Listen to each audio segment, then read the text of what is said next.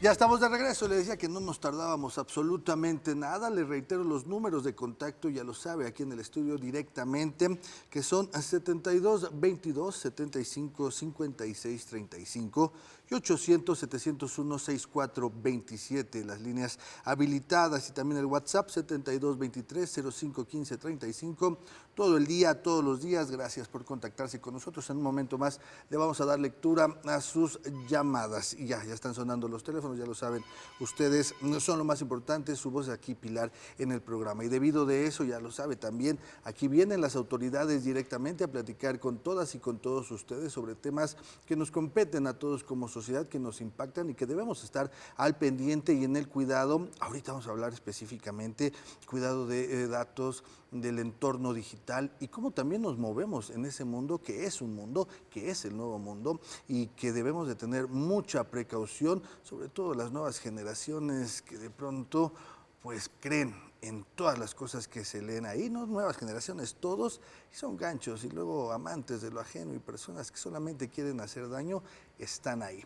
Por eso vamos a platicar hoy al respecto. Esto es La Entrevista.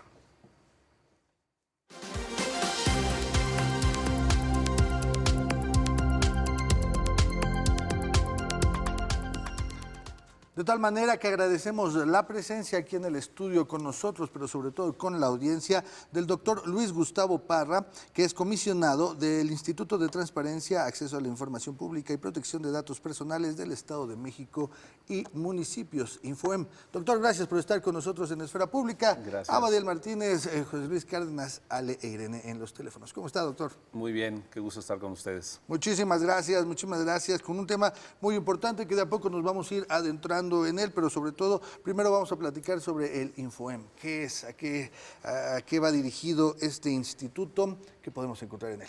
Claro que sí, muchas gracias.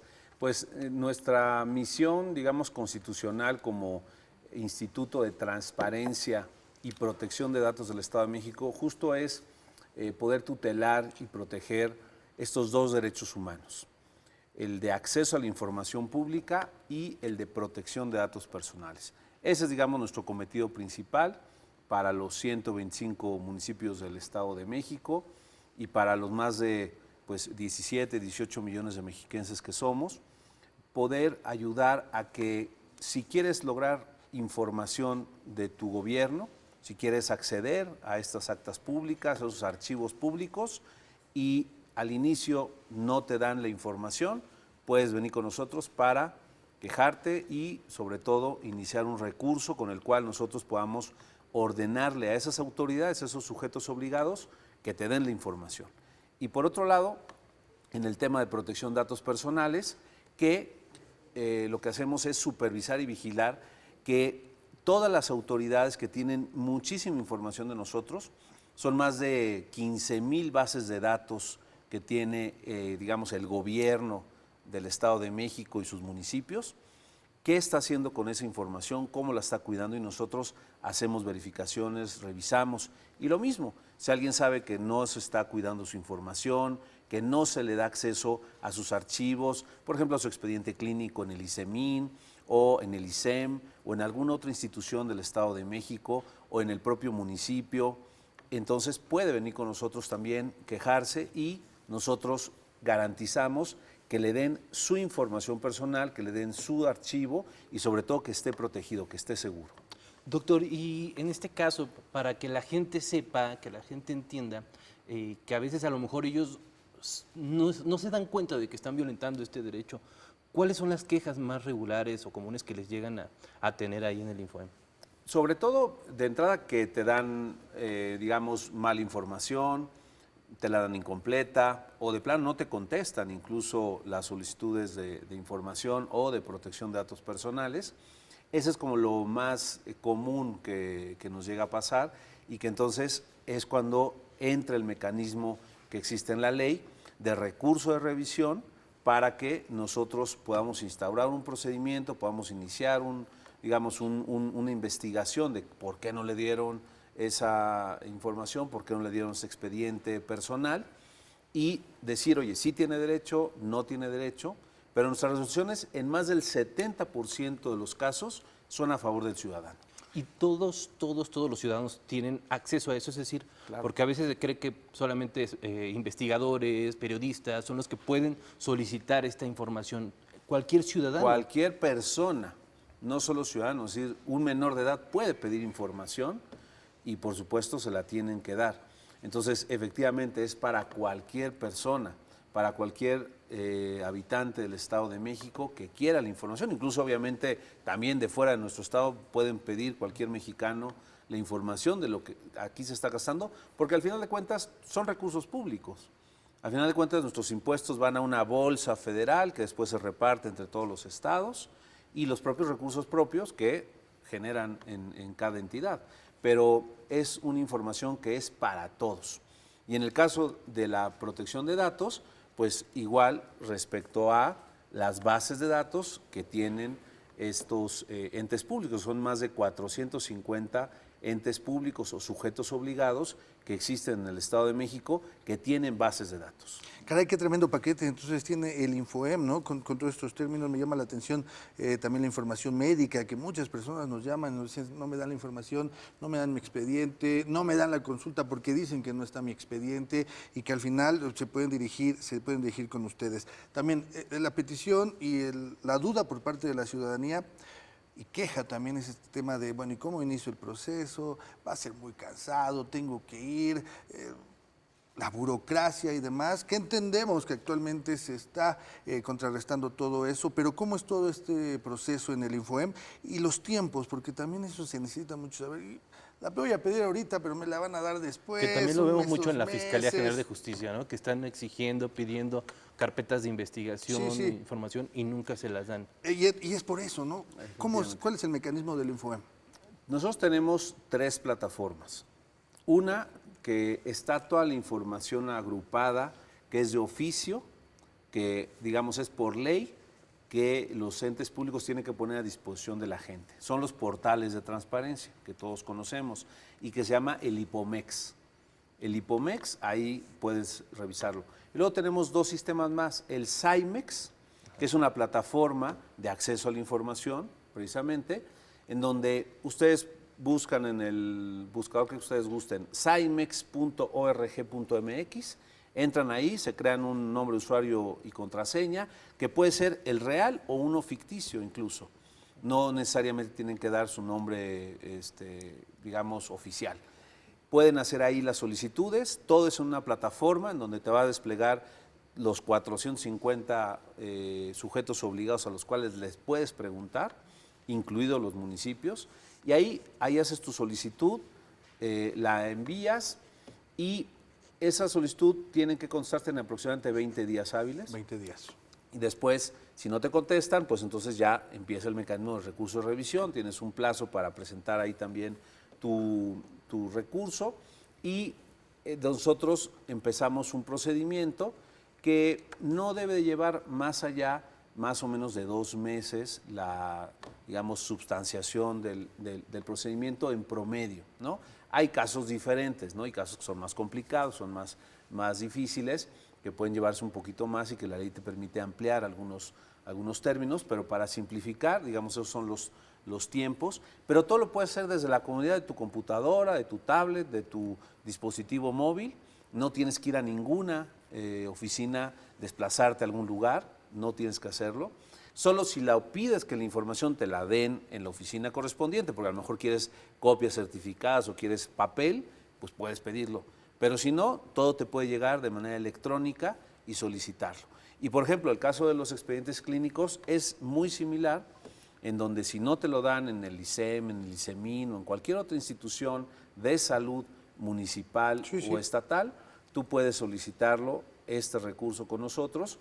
Y generalmente también intentamos siempre una audiencia de conciliación con las instituciones públicas de salud para que se le pueda dar la información correspondiente.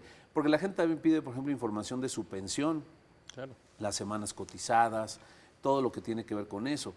Y tenemos también un derecho, digamos, que es parte de la protección de datos, que es el de la portabilidad. Tú no solamente puedes acceder, rectificar, cancelar o pedir que se elimine tu información, sino también puedes decirle al ISEMIN o al ISEM, oye, yo tengo este expediente, quiero que me lo transmitas, que lo hagas portable, que se lo envíes a cualquier otra institución pública, porque a lo mejor tú cambiaste de derechohabiencia, de institución, y quieres todo tu expediente con todas tus, los estudios, todo lo que esté en formato electrónico, se puede trasladar. Claro. Y es una gran ventaja porque entonces ya te permite o tener una segunda opinión o que siga tu tratamiento en otro lado. Y es de lo que más la gente solicita, pide, y que estamos ahí para servir, su expediente profesional, el expediente escolar. Hay mucha información. ¿De pura casualidad no se puede borrar del buró de crédito? A veces no. Bueno, fíjate que ese es un tema. Mira, vaya, ese es un tema, sí. Te brillaron los ojos. No se puede. ¿Verdad? Es un tema que desgraciadamente nuestra ley federal de particulares, porque ese no es competencia de nosotros, sino claro, es del organismo ahora federal, tiene un mecanismo excepcional que no debería de estar ya.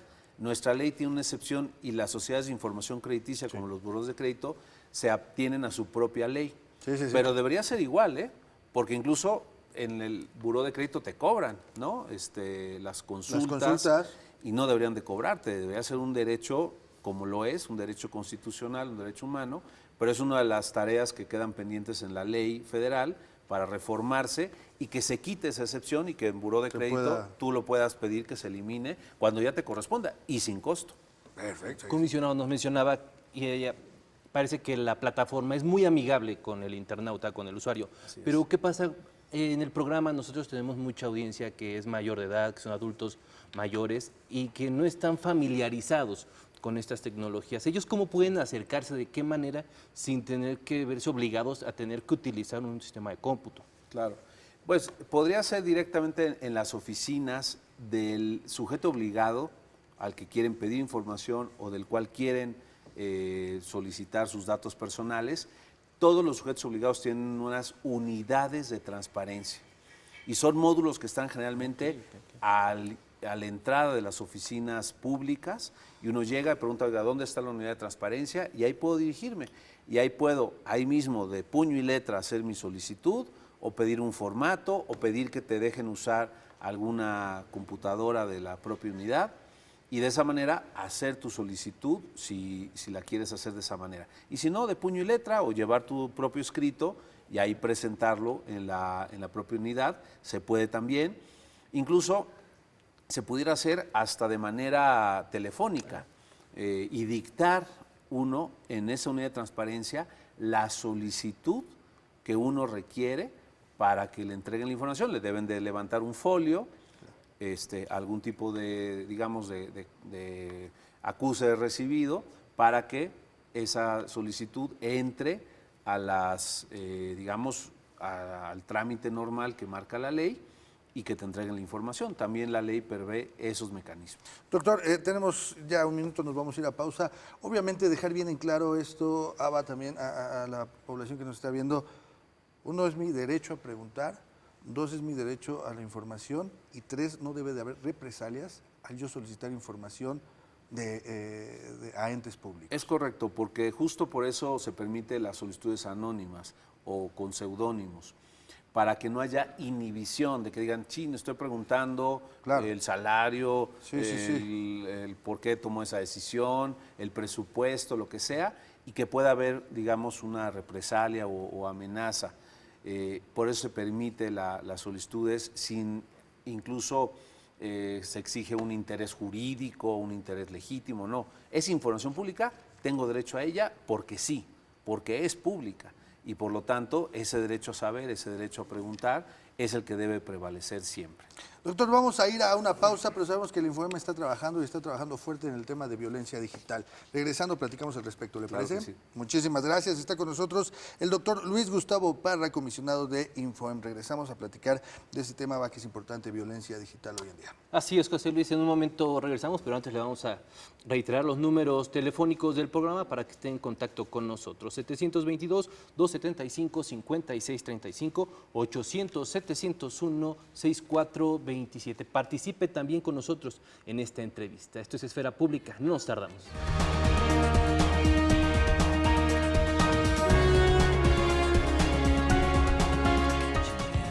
Está usted viendo Esfera Pública.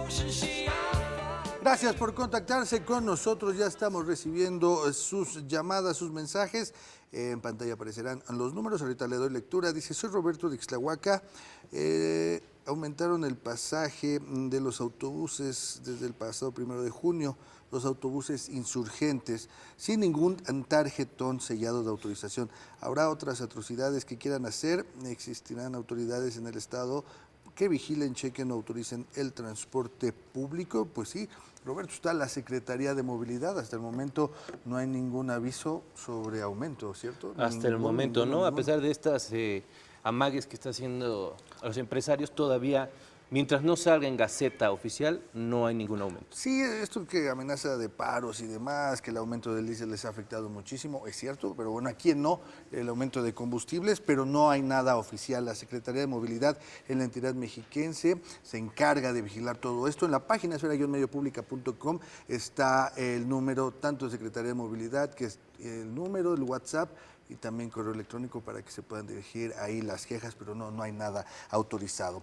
Les recuerdo que está con nosotros el doctor Luis Gustavo Parra, comisionado del INPOEM. Doctor, gracias por continuar con nosotros, esperar esta breve pausa y platíquenos ahora. Sí, ya nos estuvimos platicando fuera del aire sobre esto que están haciendo de violencia digital. Hoy en día, lo mencionaba en un inicio, ¿no?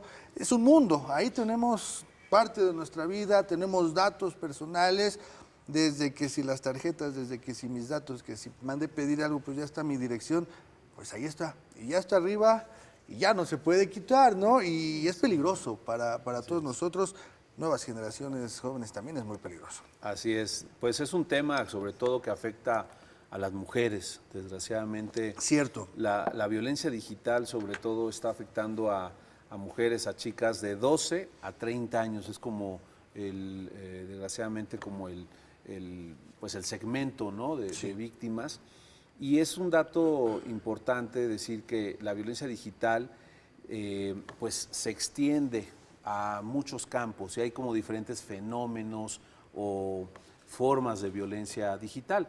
Tenemos desde la violencia digital que ya está tipificado como delito, es decir, aquella, por ejemplo, que alguna fotografía o video íntimo que uno envía a otra persona y esa otra persona lo reenvía, lo distribuye o incluso lo vende sin autorización, ese delito ya es una realidad, está tipificado por todo el movimiento de la Ley Olimpia que conocemos y que hay que decirle a la gente que, por un lado, es un delito y que bueno, para que eso de entrada sirva como advertencia y como una cuestión de inhibición, pero sobre todo a quienes están siendo víctimas, que es importante pues que puedan acudir con las autoridades, por un lado para recibir atención psicológica, de orientación y poder denunciar ese tipo de práctica, de delito que está sucediendo. Que eso sobre todo en los más jóvenes es en donde están los segmentos también más complicados. Pero la violencia no se limita a eso. Sí, ciertamente la violencia digital le afecta a las mujeres. Se habla que 85% de las mujeres que, digamos, conviven en línea han presenciado un tema de violencia digital y casi el 40% han tenido una mala experiencia ya de acoso, de violencia, de alguna práctica que desgraciadamente está sucediendo, ¿no? Y ahí tenemos también los casos, a lo mejor, de grooming, que cuando un adulto se hace pasar por un menor queriendo engañar a alguien de esa edad y que entonces pues lo trata de seducir, lo trata de hacer su amigo, en fin, y le pide imágenes, le pide fotos y luego viene la extorsión. Claro. O, desgraciadamente, lo más triste que pudiera haber, que incluso quiera ver a esa persona y esa persona pues termine lastimada, desaparecida, violada, en fin, ¿no? Sí. Y son cosas que están pasando en la realidad, no son cuentos de otro lado, ¿no? Sino en realidad es un tema bien complicado. O aspectos del propio acoso digital que desgraciadamente también entre los más jóvenes empieza a ser un fenómeno donde el bullying pues ya no es solo en la escuela, sino es todo el tiempo. Y eso es muy grave porque puede llegar incluso a personas a pensar en el suicidio, o han sucedido casos en donde ya es tanta la presión en ese sentido que toman una salida falsa, ¿no? Pero ese tipo de fenómenos son los que están sucediendo, y nosotros desde el Infoem, pues lo que estamos haciendo es un tema de prevención sobre todo. Un tema de prevención, de hablar del tema, de visibilizar el tema, porque es un tema que se habla poco. Hoy en las escuelas están sucediendo fenómenos muy claros. Entonces estamos yendo a las escuelas, tenemos una dinámica que se llama de cine conversatorio. Estamos llevando una película que les pasamos a los chicos, sobre todo preparatorias, universidad, y después hacemos un conversatorio, hacemos un debate para hablar de cómo se están dando estos fenómenos, que hacerles ver que la línea es muy delgada a veces entre ser víctima y ser acosador o ser agresor, y que no debemos estar en ninguna de las dos. Entonces, que cuidemos eso, y ellos mismos después terminar con una reflexión sobre cómo cuidarse, qué cosas no ser, qué cosas, por ejemplo, contraseñas seguras, el no dar este tipo de fotografías o de practicar, pues, estas prácticas de alto riesgo que son, por ejemplo, el sexting, en donde, pues, sobre todo las chicas, pues no tienen la certeza que esa fotografía, aun cuando sea en ese momento su pareja, pues realmente se va a quedar ahí. O ese dispositivo al que llegó se puede perder, se lo pueden robar, puede pasar muchas cosas. Entonces, perder el control de tu información. Y tomando en cuenta estos sectores que nos decía vulnerables, ¿a cuáles van dirigidas estas pláticas, estas visitas? Principalmente es a jóvenes, y hacemos énfasis en las mujeres de ese segmento, adolescentes, jóvenes, que están teniendo este tipo de violencia, de situaciones en donde incluso a veces se sienten obligadas a dar esas fotografías íntimas a su pareja, y que ahí hacerles ver que eso ya es violencia. Una violencia psicológica, es una violencia en donde ya te están poniendo en riesgo, y que pues tienes que saber cómo, digamos, responder a ello, y también darles las alternativas de qué hacer, si puedes tener alguna denuncia. O sea, les van dando orientación. Orientación. Y esto lo estamos haciendo en conjunto con la Secretaría de las Mujeres, para todo lo que es la atención psicológica, la atención emocional, de lo que eso puede implicar. Lo estamos haciendo con sociedad civil, que también tenemos alianzas con organizaciones como Abrazando Vidas y Construyendo Sueños, con otras ONGs internacionales incluso, que ayudan a bajar el contenido que se haya filtrado de manera íntima. Y entonces toda esa información lo que hemos hecho es volcarla también en un micrositio.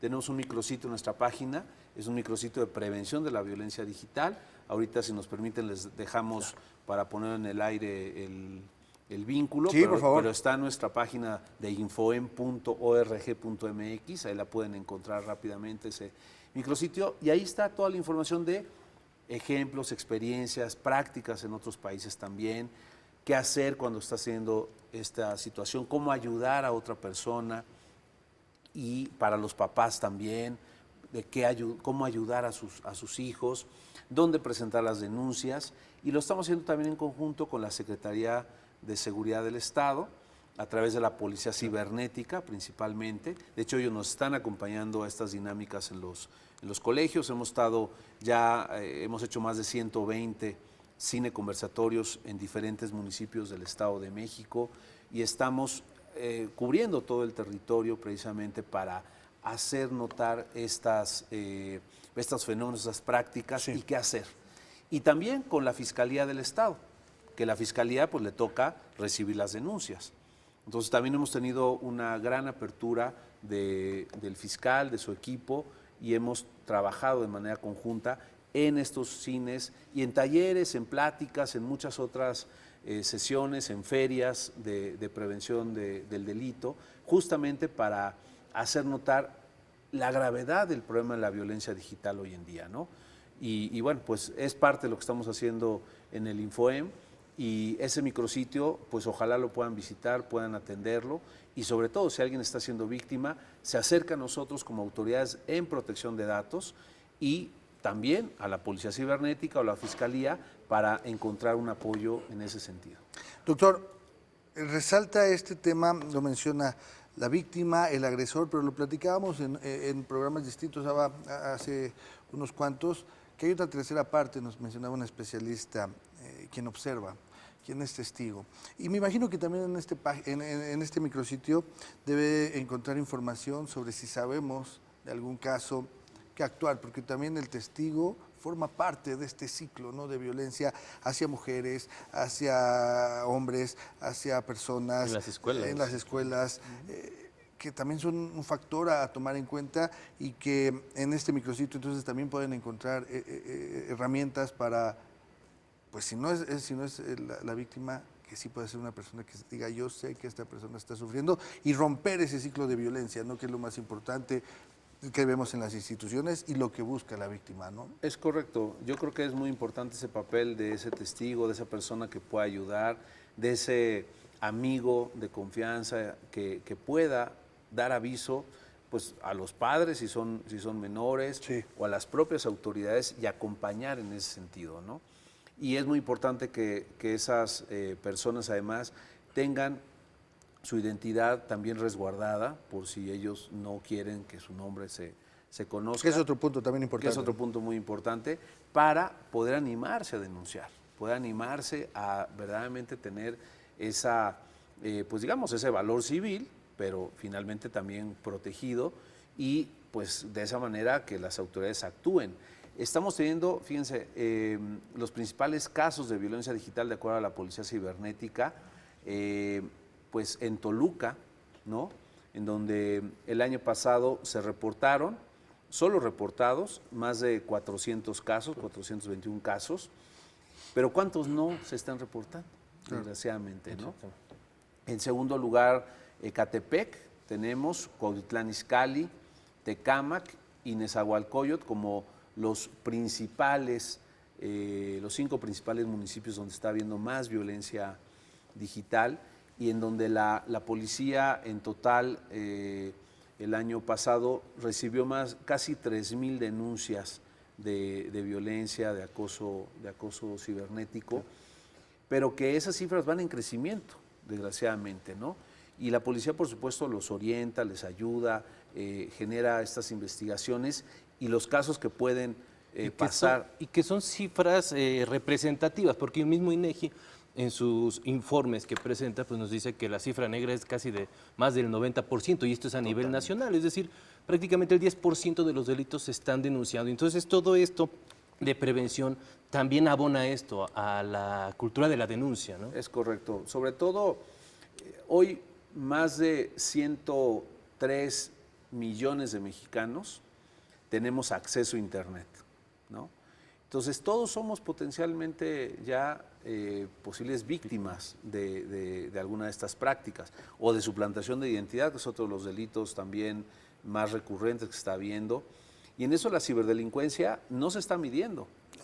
Avienta por todos lados phishing, una serie de técnicas de ingeniería social, haciendo ver, pues, a ver quién cae, ¿No? ¿no? Con el robo de cuentas de WhatsApp, de Lo que han Instagram, de denunciado, las redes de sociales. Facebook. Entonces hay que tomar medidas prácticas, hay que hacer la verificación de 2 pasos, tener contraseñas seguras, configurar tus redes sociales de manera privada.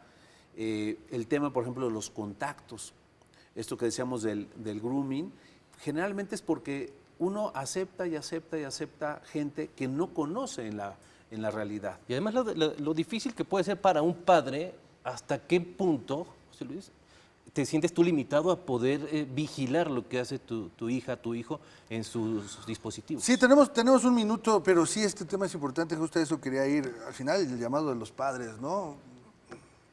Pues sí, ¿hasta qué punto? Pero ¿hasta qué punto no? Y ¿hasta qué punto el no meterte significa que tu hijo no puede estar, que tu hijo está en peligro?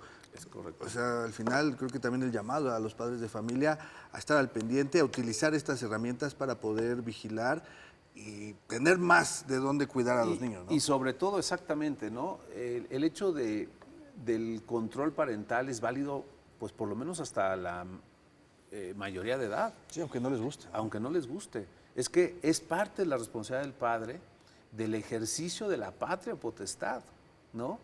Y si se sienten a lo mejor pues digamos, Invadidos. invadidos, pues es mejor a que después no estén o a que sufran daños. Entonces, todo se tiene que resolver, por supuesto, con diálogo, ¿no? Y tú tienes que poner reglas, y además se le proporcionas el dispositivo, le proporcionas el internet, le proporcionas muchas cosas, decir, ok, vamos a convenir, vamos a decir qué podemos hacer, hasta dónde puede ser, incluso el tiempo, porque hoy los chicos, pues entre 6 y 8 horas Están ahí. mínimo, están al día pegados a las pantallas. Y eso tiene que ver también mucho que cuidarse en temas de higiene digital, de salud digital, que son otros temas también que en su momento Lo podremos abordar. podremos abordar. Sí, y que al final son parte de las nuevas dinámicas que estamos viviendo hoy en día con esta revolución digital, con esta revolución tecnológica, y que tenemos que estar al pendiente, padres, no padres, todos los sectores de la población, en el cuidado de nuestros datos y en el cuidado de nuestra integridad. Doctor, desafortunadamente llegamos al final de la entrevista. Un gusto que esté con nosotros. Pero lo Últimas comprometemos a que vuelva. Por favor. Seguro, yo estoy a la orden. Pues sobre todo, si tienen algún problema, pueden mandarnos un correo electrónico a denuncia datos personales en @infoen.org.mx. Perdón, es datospersonales@infoen.org.mx. Ahí pueden hacer su denuncia y ayudarles para que de esa manera puedan tener también una cercanía con la autoridad. Doctor Luis Gustavo Parra, comisionado del Instituto de Transparencia, Acceso a la Información Pública y Protección de Datos Personales del Estado de México y Municipios, y todo ese es el nombre. Gracias por estar con nosotros en Esfera Gracias Pública. a ustedes. Muchísimas gracias. Ahí está entonces la información, el cuidado y las recomendaciones para el cuidado en el mundo, en el ámbito digital y el acceso a la información y nuestro derecho de preguntar y de recibir los datos. Saba, vamos a ir a una pausa y regresamos recta final del programa. Así es, José Luis. Muchísimas gracias, doctor. Y nosotros vamos a una pausa. Le recordamos los números telefónicos aquí en el estudio: 722-275-5635 y 800-701-6427. Quédese con nosotros, aún hay más información. Regresamos.